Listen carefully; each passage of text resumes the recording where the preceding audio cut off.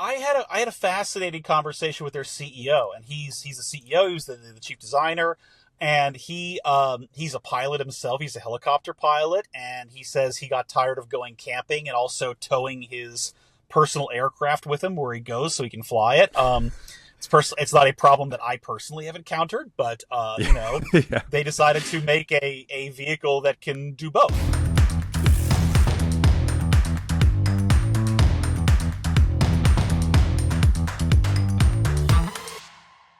Hello and welcome back to the Plugged In podcast from InsideEVs, a weekly news show about the future of transportation. I'm Patrick George, editor-in-chief of InsideEVs.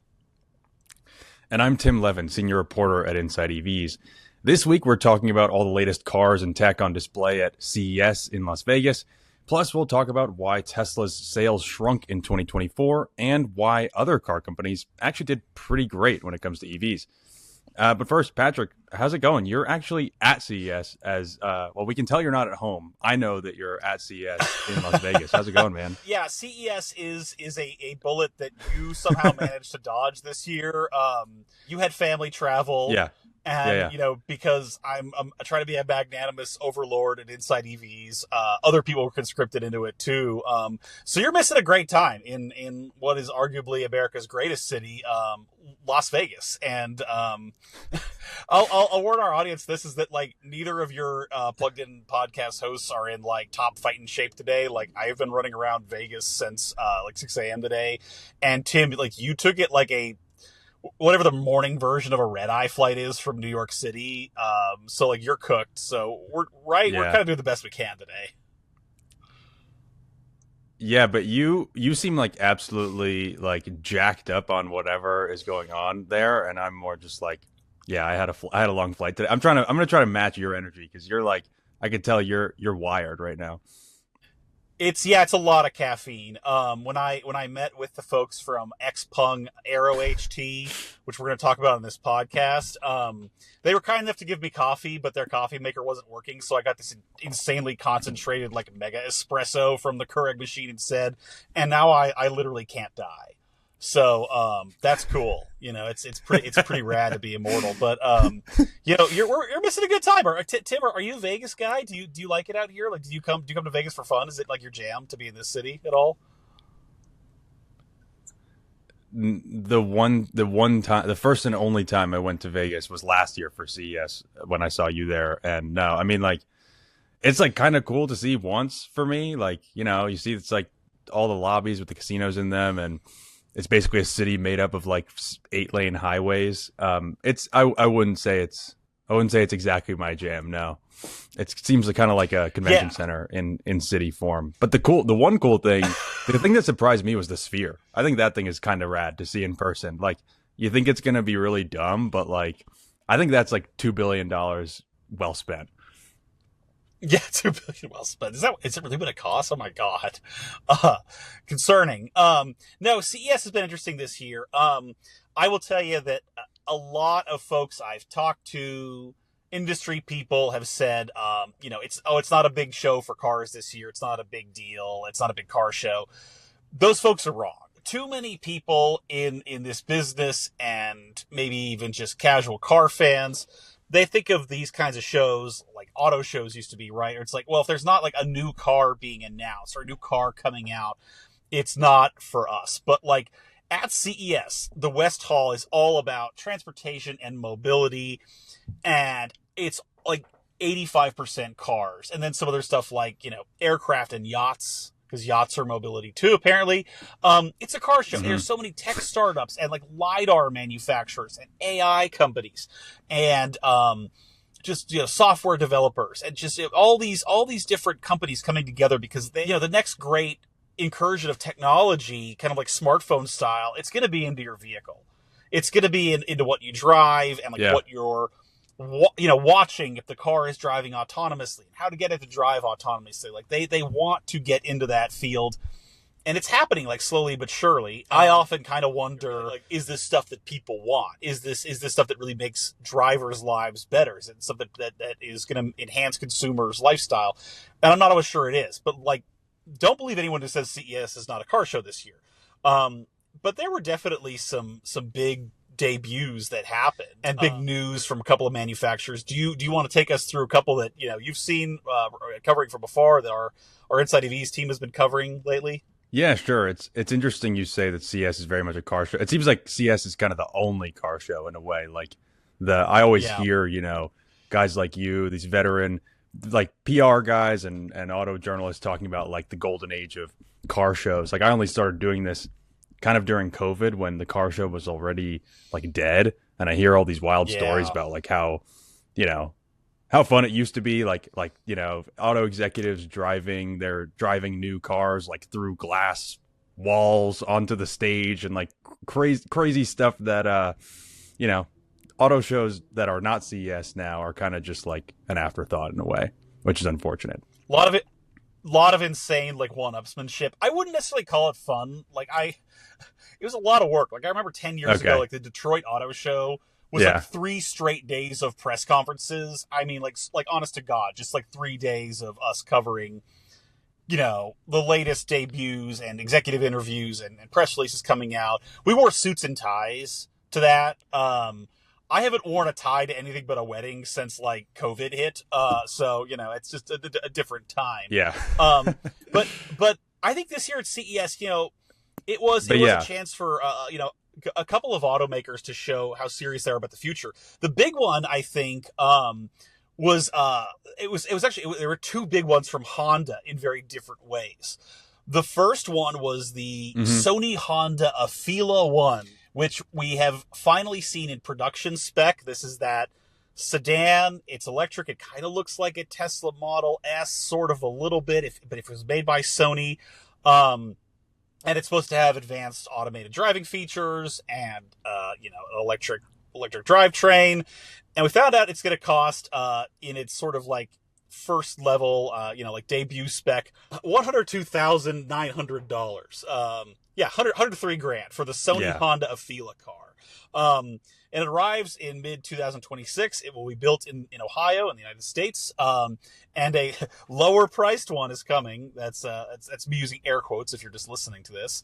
That's going to be $89,900. So yeah, Tim, what do we think of the Sony Honda Afeela car? Yeah, no, I mean it's cool. It's cool to see an EV from Sony. Like it's kind of like the Apple car, that never was in a way. Like we know Apple was working for years on an EV and like put billions and billions of dollars into it and kind of just like decided that it wasn't going to work for them. This Sony Honda tie-up is this like really tech forward EV. We've been seeing prototypes or concepts of them for a few years now. So it's cool to see the production one and that it's actually coming, next year. But like, it's a weird one. I think I think it looks great. Like you said, a little bit Tesla Model S. People have been saying a little bit Lucid Air. I think I was having trouble like comparing it to anything. I think it has a really clean look all its own. Yeah. But like the problem with it, I think, is that the price tag, the 100 plus grand for the starting one, and then even the 90 grand for the next one is kind of like that's a lot of money for something that is another electric luxury sedan. Like I don't know why they didn't go with an SUV to launch this thing, to be honest, after seeing like what happened with the Lucid Air. Why have we not learned that lesson by now, right? We need to have learned that lesson, honestly. Yeah. I mean, maybe it's our America like centric view of the world. Like maybe for Japan or something, they expect that it'll do better, that they're less SUV hungry or something. But I think, the tech is really cool. It has 40 different sensors for, advanced driver assistance technology, a bunch of cameras, radars, and LiDAR, which is something that you don't get in, like, is pretty rare these days. So there's something to look forward to there. It has this huge screen, like pillar-to-pillar screen that's, with an eye toward, like, gaming and entertainment and stuff. But I think in terms of the problem is that in terms of the EV specs, it's not like that great, especially for over $100,000. They're targeting up to 300 miles of range, which is kind of like, okay, like that's kind of the baseline, right, for what you'd want to target these days. That's what like they said 150. Like a mid-level SUV will do 300 miles of range. It's not something you would expect from like a really sleek sedan. Like, you and a lot of other people drew comparisons to the Lucid Air. But like an Air, which is priced about the same as this, will get like somewhere between 400 and 520 miles of range. Like, that's a range monster. Yeah. So for Sony Honda to come out with something that's 300 is like, what year is it, fam? Like, what are we doing here? Yeah, no, the Tesla Model S, which is their like big luxury sedan, has had 400 plus miles of range for like several years. That's not. Yeah. So the 300 isn't great. 150 kilowatt fast charging, which is kind of middle of the road, like average kind of stuff we're talking about here.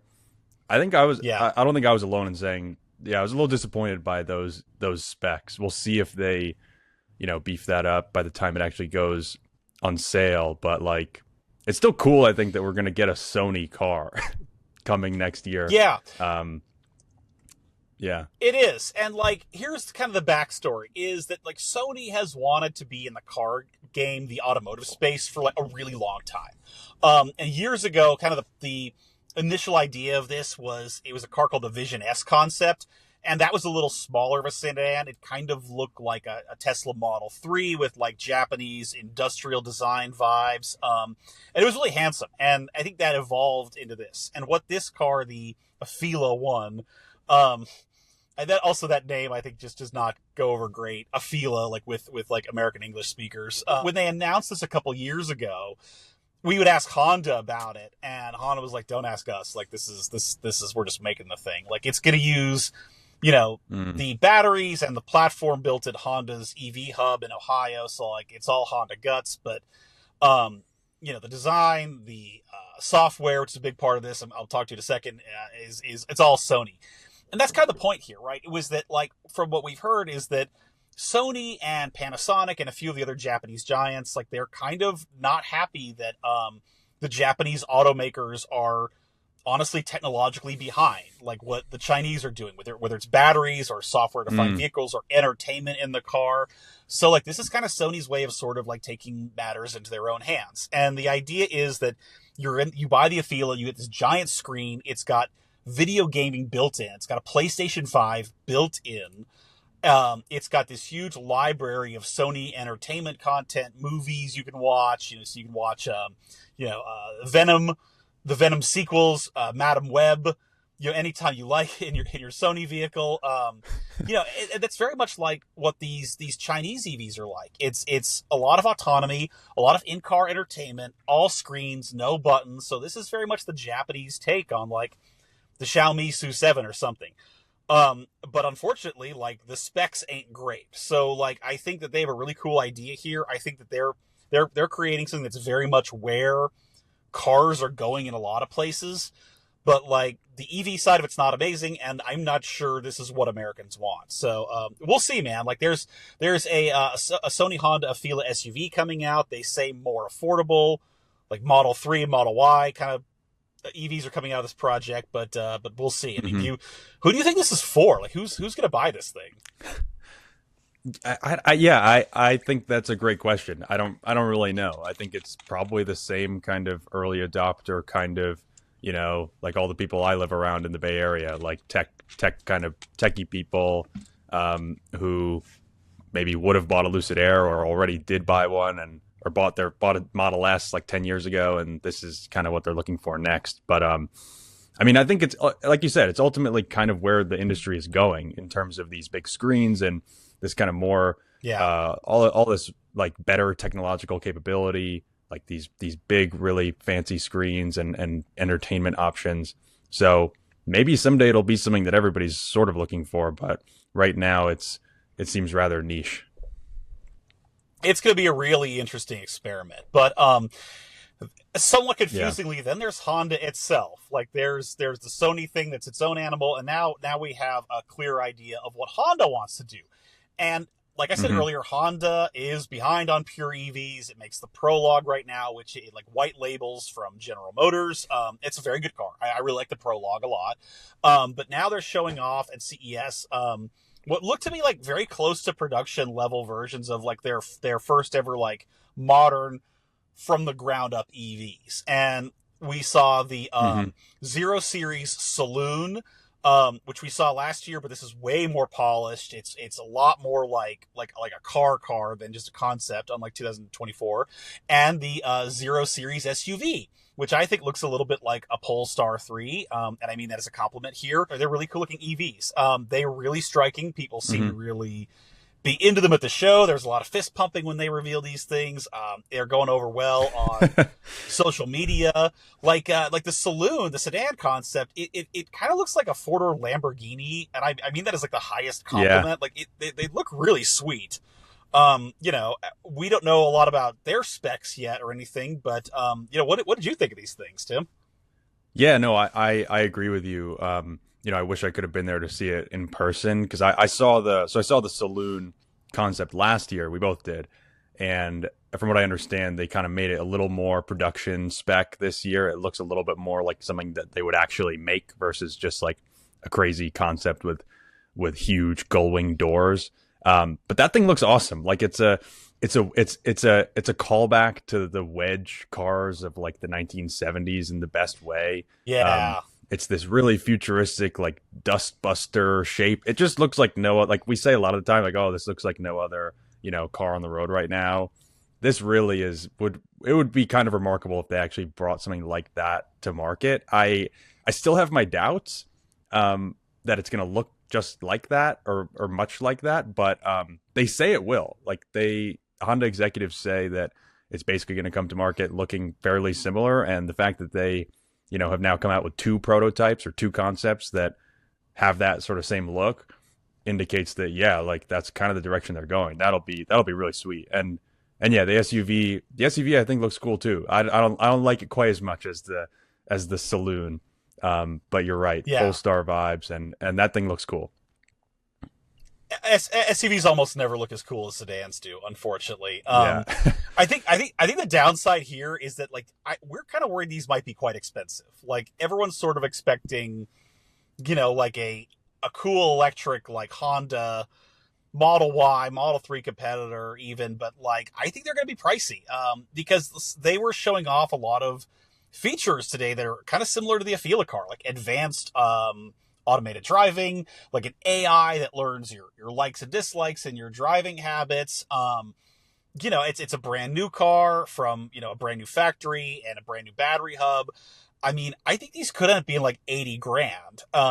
And they've told us, like, cause we asked, is it going to be an Acura then? And they're like, oh no, this is different from Acura. This is going to be like a high end, like luxury electric Honda. And I'm not sure about that. I like these cars a lot. I want to see what they can do, but like we both know that the electric vehicle market is going in a much more affordable direction now. It's not catering to people who can drop 80, 90, 100 grand anymore. It's going to like normal folks. And that's like why the Prologue has been so successful. You can get a pretty good deal on one. So I don't know. The price might be a killer on that one, but we don't know until we know, you know? Yeah. It's like, I mean, the backstory, and I guess you touched on it a little bit, but like Honda's pretty behind in terms of EVs, especially what it's offering in the US. It just has the Prologue. So if it wants to catch up with the rest, with like GM and Tesla, it's going to need to come out with some really like high volume, really appealing cars in the next couple of years. These two are coming in 2026, I believe. And so after that, hopefully we'll get something that's more like a, you know, CRV type, you know, mass market, something at that kind of price point that everybody can afford, that people can trade in their CRV for. So yeah, we'll have to wait and see. One hopes. Oh, you know what? We opened this podcast. I totally forgot to mention like where I am right now because I feel like I should. I'm obviously not in my Wait. That's my not your office. Yeah, I didn't completely renovate my guest room at my house in upstate New York to look like exactly like the interior of a Volkswagen ID Buzz. The very nice people at Volkswagen emailed me during CES like, "Do you want to borrow a Buzz while you're in town?" And you know, I don't really need a car for Vegas because it's all in a convention center. But I was like, but I do need a quiet place to record the podcast. So I have appropriated the Volkswagen ID Buzz. I have parked it next to the Four Seasons Hotel. I am currently stealing their Wi-Fi to record this. And special thanks to our friends at Volkswagen and to the Four Seasons for letting us do this. But like, after CES for a day, like I am so happy to be in like my own quiet, private, enclosed space. Tim, you have no idea. This is great. I might just camp here tonight. It's lovely, you know. How do you like that thing? I haven't been in one yet. I haven't been in a real one yet. I like it. I haven't driven. This is the first time I've sat in like on a public road, the US spec one. I drove one in Germany last year. I found it to be absolutely charming. It's been on sale in Europe a couple of years, and it still turns heads everywhere you go. People in Germany were waving and smiling. It spreads joy. Like, I think this thing is gonna be a great ambassador for electric vehicles. Like, it's got some criticism over like the range. You know, I'm at 99%, and it's 271 miles.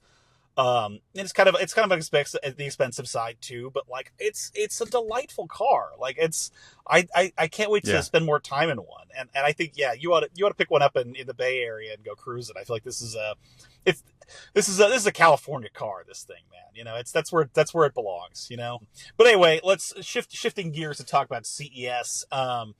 This show is also interesting because they had a couple of Chinese automakers on display, and they got so much more attention than I think those companies bargained for here. Zeekr was a big one. They had the Zeekr Mix, that super luxury minivan. They had the 001, which is this like sports sedan that they make that has over 1,000 horsepower. I sat in that for a while. I played with a screen. The software is unbelievably advanced. I mean, it blows out of the water like anything you'd buy in America. I mean, just the way the screen is, the apps, the way it operates, the way it looks, the no lag time at all. It's like what a Tesla would be in like 10 years is what this feels like. So I would back 3 times to sit in the Zeekr 001 just to get more of a feel for it. But they got a lot of attention at this show. There was another one called from Great Wall Motor, GWM. They had one of their hybrid SUVs there has this giant screen that sweeps across the entire dashboard. It has all kinds of entertainment and stuff, to go back to what we were saying earlier. And there was a lot of interesting stuff there too. So you know, they can't sell cars in America right now because of the tariffs and the geopolitical tensions, but like, you know, they want to. I mean, this is stuff that you and I write about all the time. They're like ready to go when they can, you know. So XPENG is another like up and coming Chinese brand that we are following very closely. And there's this kind of subsidiary / separate company that XPENG is invested in. And their product, which they swear they are going to make next year, is a gigantic, almost bus-like, 6-wheeled, plug-in hybrid van where the back opens up and out of it comes a electric VTOL, like mini helicopter that you can fly yourself or that they claim flies autonomously. China, folks. Yeah, I had to pull up like a little video. I went to their website and was looking at it. It's insane. Did they have any kind of demo of it, or you just kind of saw did you see the helicopter thingy, or just the vehicle? They had both. They had the vehicle, which they call the mothership, and they opened it up for me, and I could see the helicopter in the back that's like folded up, and then there was parked next to it was the eVTOL itself, electric vertical takeoff and landing device. It's rather cramped inside. Like you get in, and like I think I'm on the tall side for a vehicle like that. They claim it can fly autonomously. I am personally very skeptical of that concept, like considerably more so than I am of autonomous cars. But like they say they're going to make it. And I a few years ago, it would have been like vaporware. But these days, man, the Chinese are serious, and XPENG is a real deal company that we are keeping a very close eye on. So that's kind of somewhere between like vaporware and maybe for me. But it was something to behold. It's huge too. It's almost like a mini bus. But I don't know what it's going to cost. But it's going to be incredible. And I think that we should all go out and buy one, and just drive around and fly around in it. Yeah, for sure. I think we should get an InsideEVs one. I'm on their website, and it says that they are setting up flying camps around cities and along classic road trip routes. These camps will feature landing platforms and unobstructed airspace conditions. So, and provide flight training. So apparently they're putting the infrastructure in place for this thing to actually exist. I had a fascinating conversation with their CEO, and he's the CEO, he's the chief designer, and he's a pilot himself. He's a helicopter pilot, and he says he got tired of going camping and also towing his personal aircraft with him where he goes so he can fly it. It's not a problem that I personally have encountered, but they decided to make a vehicle that can do both. It can go off road. It's got locking differentials like a Jeep or something, so that those 6 wheels make it off road capable. And then from there, you can open up the back and fly your helicopter from place to place, or be flown autonomously in it. So, and they're working on all of the regulations on the ground and the air. You do need a pilot's license to operate it, apparently. So, yeah, man. That's what I was gonna say. I was gonna say. I wonder if the regulations there are more permissive or something for this kind of crazy stuff. But you can fly a bunch of weird stuff. You can fly ultralight aircraft here with basically, I believe, no license as well. So, wild stuff. It is. So that was a hoot. I hope they make it. It was insane and I think delightful, and just one of the weirdest things I've ever seen in any of these shows. So, God bless you, XPENG AeroHT. I hope you're successful. Some of this stuff, because it's so hard to cover, because like CES is just spread out over the city. I think you've probably seen more of BMW's cockpit of the future than I have at this point. Like, what was the download on that one? I saw it. I saw it on the internet briefly. If you really want to learn about it, you should definitely go to InsideEVs and check out our colleague Suvrat's story on it, because he actually saw that he previewed this back in November at a BMW event. But basically, the idea is that for their future, BMW is coming out with this next generation of EVs. They're called the Neue Klasse in German. The new class of EVs, and they've got a couple of them on the way. And one of the kind of flagship features is this panoramic display that spans the whole width of the bottom of the windshield. As I understand, it's like a projection, basically, kind of like a head-up display, except that it's on a black background. Basically, it's a little strip of screen that goes across the bottom of your windshield, and can show you a bunch of stuff that's kind of more like, the idea is that it's more in your line of sight to the road, right? Versus looking down at your, instrument cluster or the main screen. So this thing looks pretty cool, and I'm excited you should go check out. I think that they have, basically they're showing off the production or the near production version of what this is going to be like. They've shown off, before, like, pre-production concept kind of stuff that you couldn't really use. So I'd be interested to see your thoughts, see what you think of it. Yeah, I wish I could have time to check this out. And BMW is interesting as a company because, like Honda, they don't really do a ton in the way of concepts. Like, they do occasionally, but generally, like, when they come out with a prototype or something, like, that's going to be stuff they make. Like they're pretty serious about, when they show an idea to the public, like, that's probably going to become a thing. So, like, I think it's a clever idea. It was kind of inevitable that, because everybody hates looking at screens and depending on screens for not just like basic controls of the vehicle, right? It's study after study shows it's not safe to be fooling around with screens while you're driving. BMW has also said they see the future as being driven by voice controls, and you just sort of telling the car what you want, so you don't have to poke around for all these different buttons. Hyundai, they have a tech subsidiary called Mobis.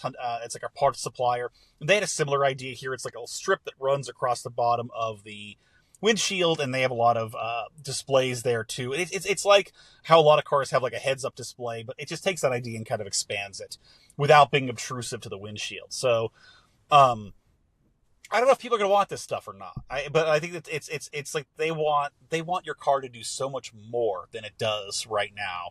And all that data, all those controls for those features, it's got to go somewhere. So I guess the windshield is next in all that. I mean, like, do you think people are going to want this stuff?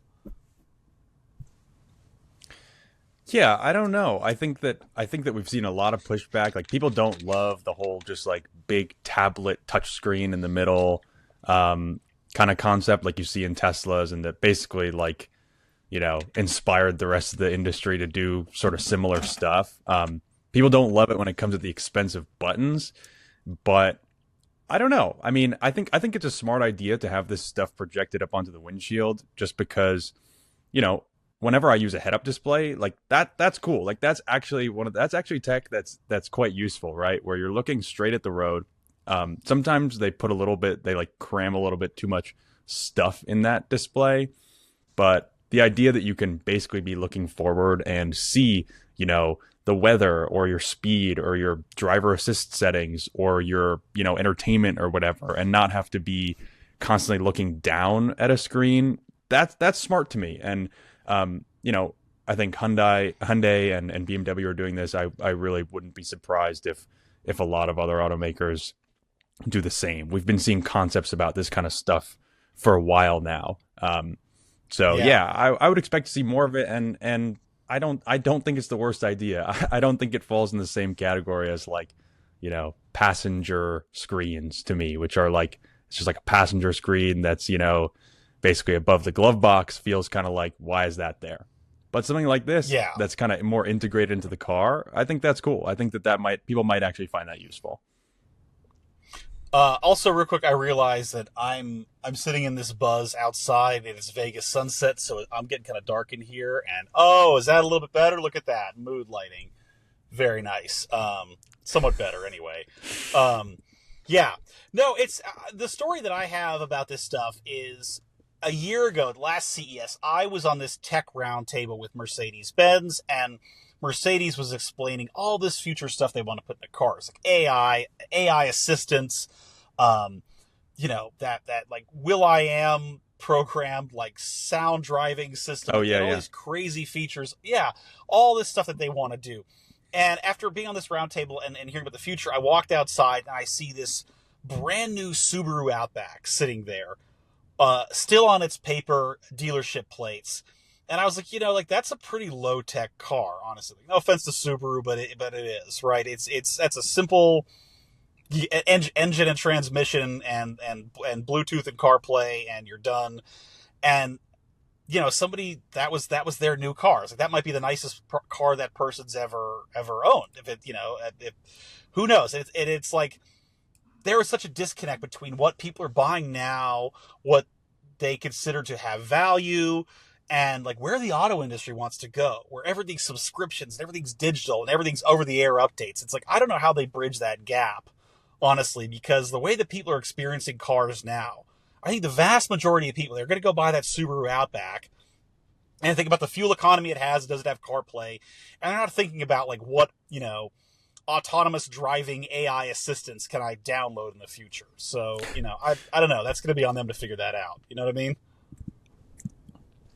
I think that's a great point. I think, I mean, even us, like, we kind of live and breathe this stuff and are generally fans of like progress and new technology. Like, I'm excited to see where this stuff goes.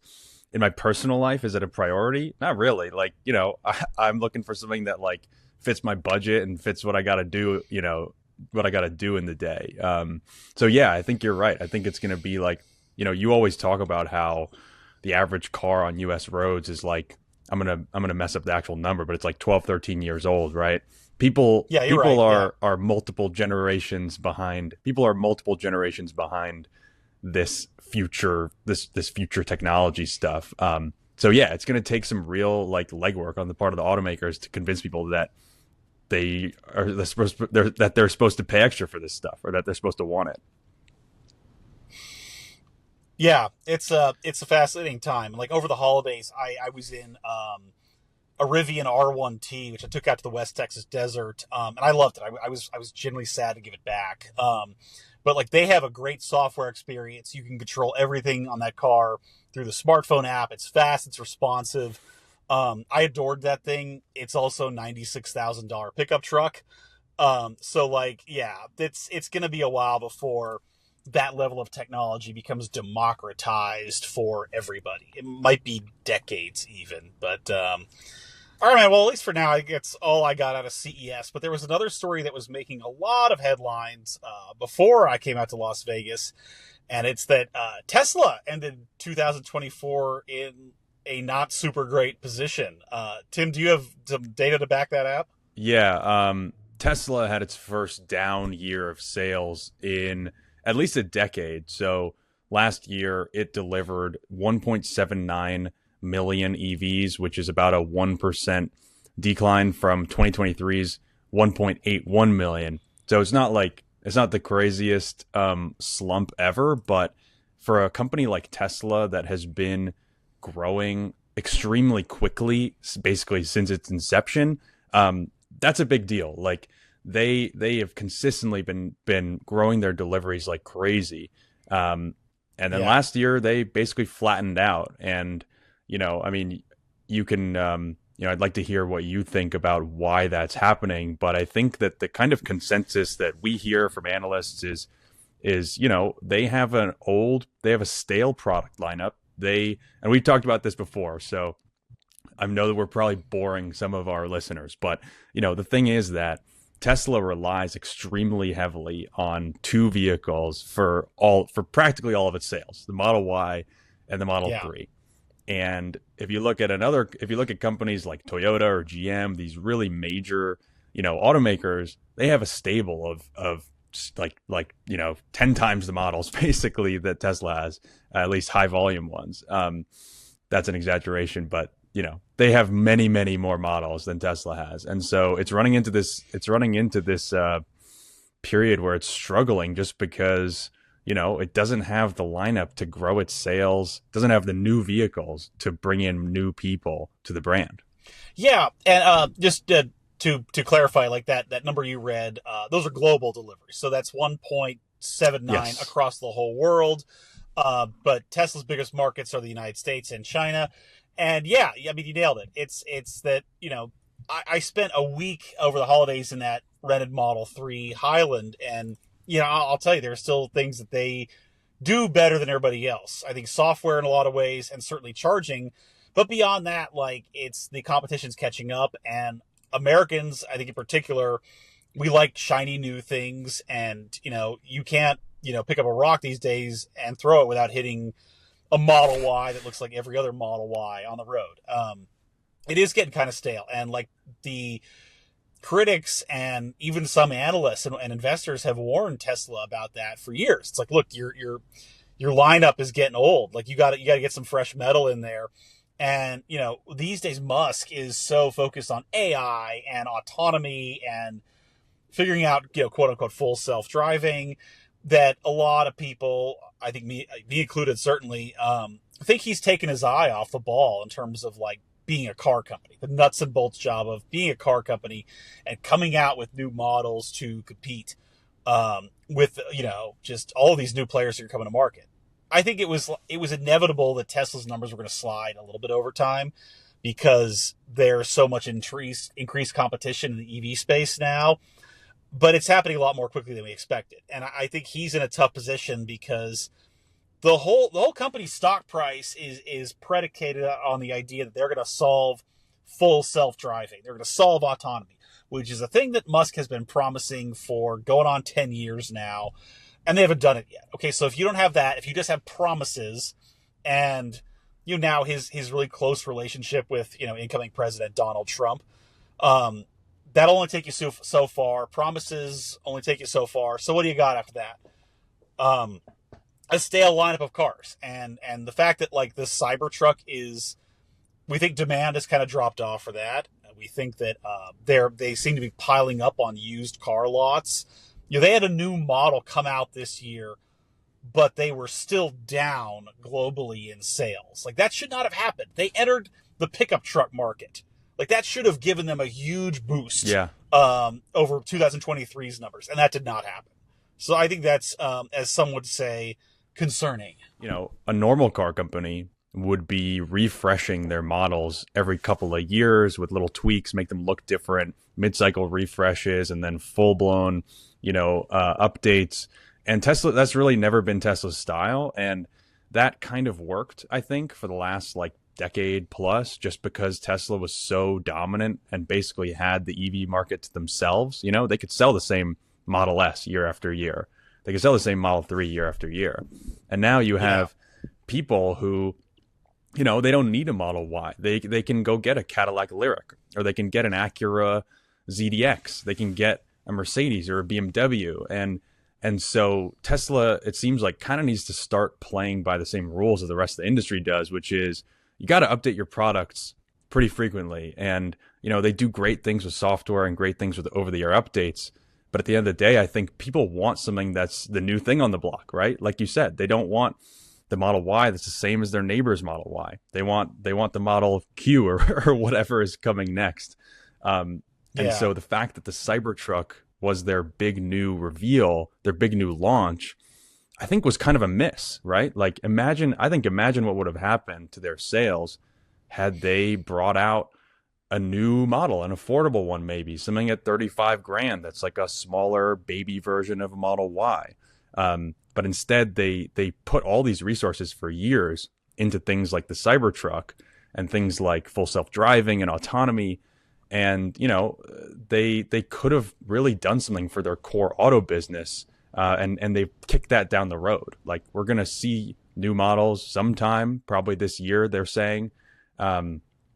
But like, that's why last year was a down year globally. Yeah.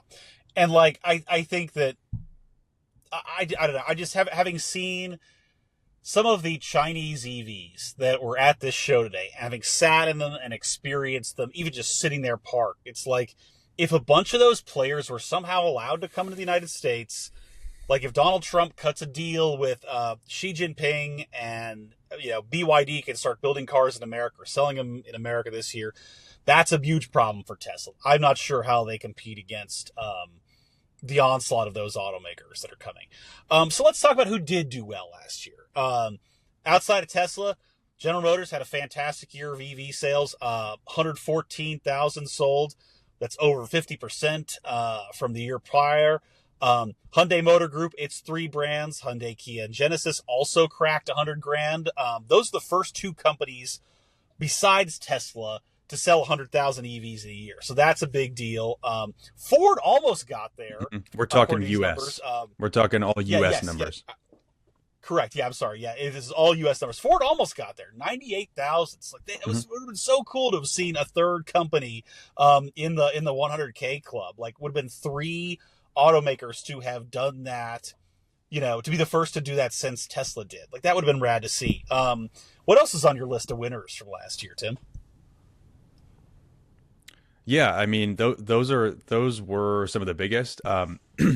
BMW also sold more than 50,000 EVs last year in the U.S. Both of our, that's awesome. major American EV startups, Lucid and Rivian, they didn't quite get that high, but actually Rivian cracked 50,000, and Lucid also sold a record number. So both of them were up. And I mean, the takeaway here is that like Tesla was flat to down in the US. We don't know yet the exact numbers for Tesla in the US, just because they don't report those out like most automakers do. They only talk global deliveries, but early estimates say that Tesla was down in the US for 2024, whereas, you know, EVs as a whole grew kind of considerably.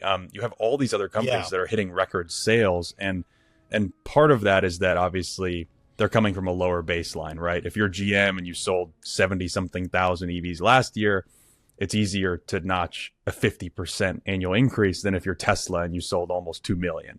So it's a little bit of apples to oranges, but you know, the bottom line is that you have a lot of companies like doing pretty well when it comes to EVs, and so it's just another data point kind of contradicting the whole idea that, you know, you see headlines indicating that EVs are kind of dead in the water, you know, sales are stalling, whatever.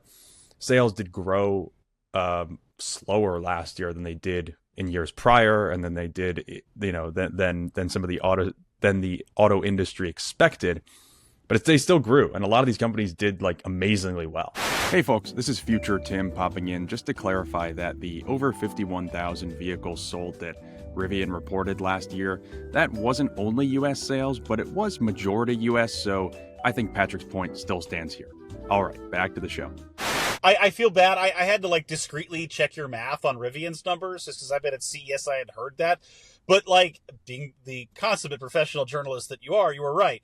Rivian sold as many EVs as BMW did last year in the US. That's awesome. That's hell yeah, Rivian. Yeah. Like and after driving one for 2 weeks, like I've never been more convinced that company is going to make it. I think they're going to be fine. They are a burgeoning software powerhouse. So like, yeah, there's a lot of good stuff to expect in this whole space, and it's not dying the way people think it is. Like the sales numbers just do not back that up. So in your view, like who keeps that going in 2025, 2026? How do we keep this? How does that party stay partying? Yeah, I think that's the big question is like, yeah, okay, sales grew in 2024. What happens in 2025? What keeps that momentum going? We are going to see a bunch of new launches in 2025. You know, Cadillac Optic, this like smaller crossover. There's going to be Jeep's first EV and the Ram 1500 extended range EV with the gas generator. Those are just a few. So there are going to be a bunch of new EVs next year that, you know, have the potential to like bring more people into the fold here. I think the issue is that there are not many that have the potential to drive serious volume. You know, this year, in 2024, like GM's big MVP was the Equinox EV, this new affordable, long range crossover that they sold almost 29,000 of, right? We're not going to get a lot of new affordable EVs next year, which is a problem for really growing things.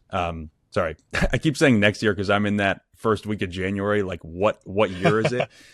You're in the future, baby. 2025. We're not going to get Yeah. We're not going to get a ton of new, like, affordable EVs in 2025, which is kind of unfortunate. The Chevy Bolt, another GM car, the new Chevy Bolt is going to come out sometime later in the year, which is going to be kind of the bright spot. But otherwise, we're going to see a lot of kind of higher end EVs that will be good, but not necessarily those kind of like really heavy hitters. I think what's going to drive growth is kind of what's already on the market right now. The Equinox EV did great.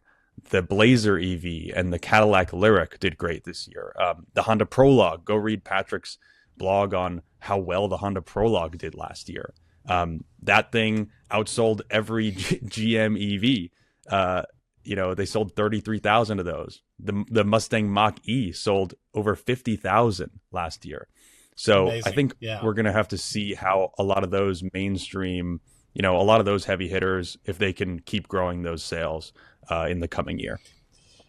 Yeah, especially if they end up losing the tax credit, which will be a story we'll cover in the coming weeks. Or as we wrap up this episode, we do it at the end of all of these, and plus and minus, and who in our view is up and down this week. My plus, and feel free to piggyback on this because this is like the best news of the whole year, which is not hard. Best news maybe of last year too.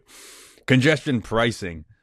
This is not an EV specific story, but this does have to do with transportation and reducing emissions. You're back in New York 2 weeks, and now all you want to talk about is New York traffic and congestion pricing and everything. Oh my God, here we go. I'm just kidding. What's your take on congestion pricing? Yeah, so New York finally, after a long battle, implemented this congestion pricing plan, which is basically a toll, for cars to enter the central business district of Manhattan, which is just like, urban planning and urbanist kind of advocates have been advocating for this kind of thing for years.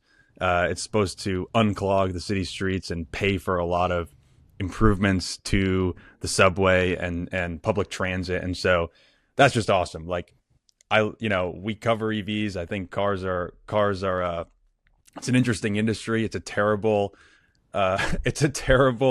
solution to actually getting around, especially in a place like New York. So the fact that they're charging people to, try to relieve some of that congestion downtown and, force people to take the public transit instead of maybe driving in from Long Island or New Jersey, like that's awesome. I guess you will be impacted by congestion pricing. We can have a man on the street interview about how either how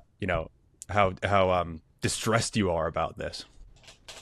I have like the worst car person opinion ever here, which is like I'm all for it. I'm glad they're doing it. We got to fix the subway somehow, because like the subway is a mess and it hasn't been maintained properly in decades. And I don't know how the hell else we're gonna fix the public transit. So and yeah, we should kick more cars out of like busy city centers. So I say let's go congestion pricing, full send communism, baby. Let's go.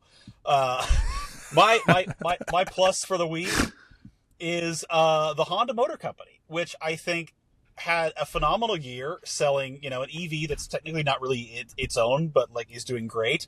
It had some amazing looking concepts at CES.